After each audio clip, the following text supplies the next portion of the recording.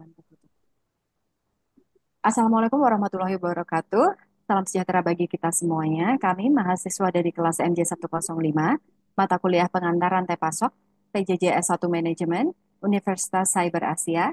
Mohon izin kepada yang terhormat, dosen pengampu kami yaitu Bapak Dr. Yusuf Setiadi SH, SST, MK, MMM Hum, untuk mempresentasikan makalah yang disusun sebelumnya dengan judul Integration Model dalam Supply Chain Management, Studi Kasus Sistem ERP pada PT Nestle atau Nestle SA. Makalah ini disusun oleh kami, grup 7, yang terdiri dari anggota yang pertama Dian Masruroh, kemudian Iqbal, Karsi, M. Adrian Sajali, dan saya sendiri Nindya Gandes Mustika Ningtyas, Tiara Alfala Halmaira, dan Yudi Hermawan. Latar belakang. Perkembangan teknologi tercipta untuk mendukung kinerja supply chain management, diantaranya adalah Sistem Enterprise Resourcing Planning atau ERP, yakni suatu model sistem informasi yang memungkinkan perusahaan untuk mengotomasi serta mengintegrasikan segala proses bisnis yang berjalan di dalamnya. ERP merupakan suatu contoh alat yang digunakan sebagai model integrasi informasi dari sebuah perusahaan.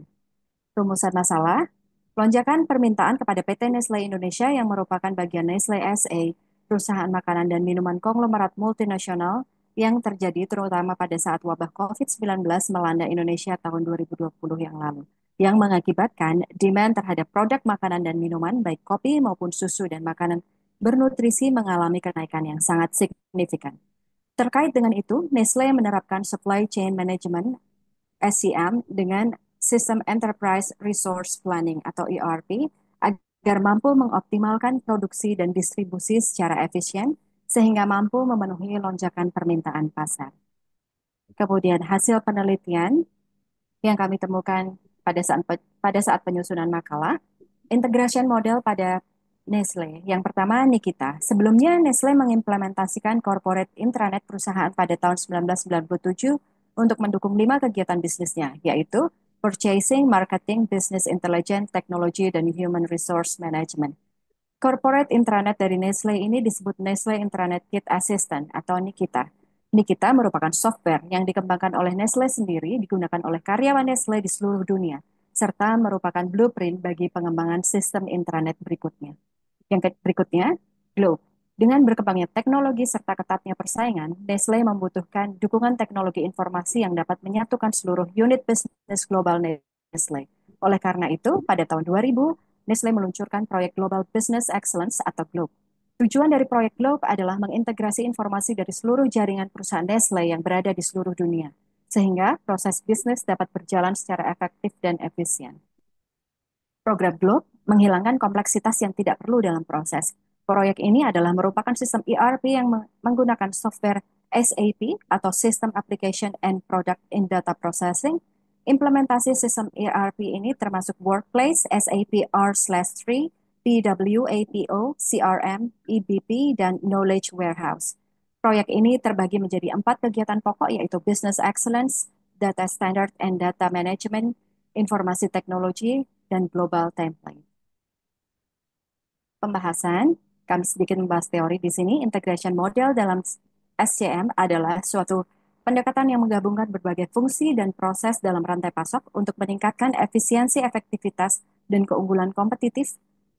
Beberapa contoh integration model dalam SCM diantaranya vertical integration model, mengintegrasikan berbagai tahap dalam rantai pasok seperti produksi, distribusi, dan penjualan di bawah satu manajemen. Horizontal integration model, mengintegrasikan berbagai fungsi dan proses dalam rantai pasok seperti logistik, pengadaan, dan produksi berkaitan dengan departemen atau perusahaan yang berbeda. Kemudian, penerapan integration model dalam sistem ERP pada PT Nestle Indonesia membawa dampak yang positif dalam pengelolaan rantai pasok perusahaan. Dengan penggunaan sistem ERP berbasis SAP, Nestle dapat mengintegrasikan berbagai fungsi bisnis yang sebelumnya terpisah-pisah, seperti pengadaan, produksi, distribusi, dan pengelolaan keuangan. Hal ini mempermudah koordinasi antar bagian dalam perusahaan dan memungkinkan pengambilan keputusan yang lebih cepat dan efisien. Dampak penerapan ERP pada PT Nestle. Yang pertama adalah pengelolaan stok lebih efisien, kemudian otomatisasi, integrasi data lebih baik, efisiensi biaya operasional, pada keuangan akuntansi, yaitu pencatatan transaksi oleh ERP yang lebih rinci dan terstruktur, dan yang terakhir peningkatan layanan pelanggan. Kemudian tantangan penerapan ERP pada PT Nestle. Yang pertama, sistem ini memerlukan penyesuaian pada struktur operasional yang kompleks dan keberhasilan implementasi ini sangat bergantung pada kualitas input data.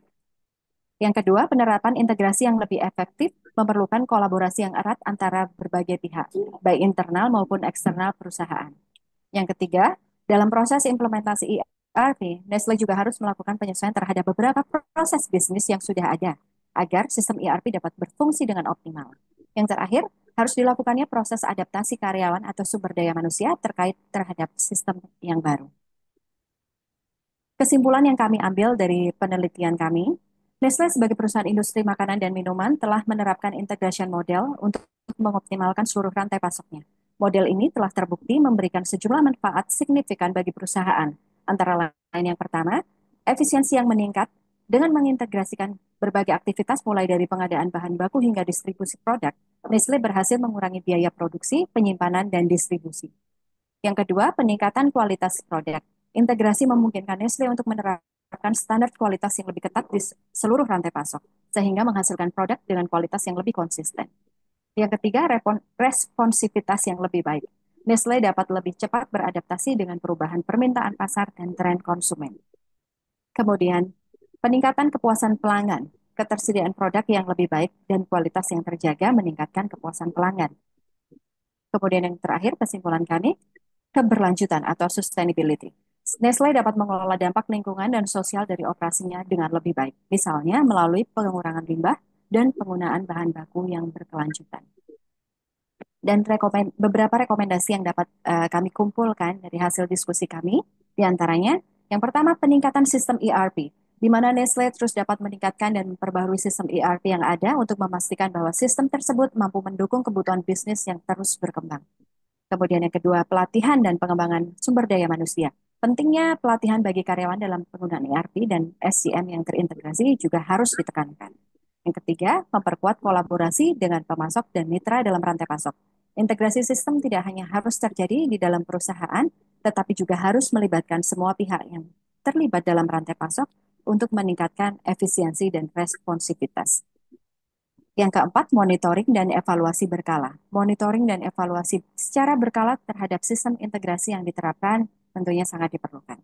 Yang terakhir, terbuka terhadap adopsi teknologi baru yang dapat meningkatkan integrasi informasi seperti penggunaan teknologi berbasis cloud, analitik data besar atau big data, dan otomatisasi dalam proses rantai pasok. Baik, sekian presentasi dari kelompok 7 dari kami. Apabila terdapat kesalahan kami, mohon dikoreksi. Wassalamualaikum warahmatullahi wabarakatuh. Salam sejahtera bagi kita semua. Waalaikumsalam.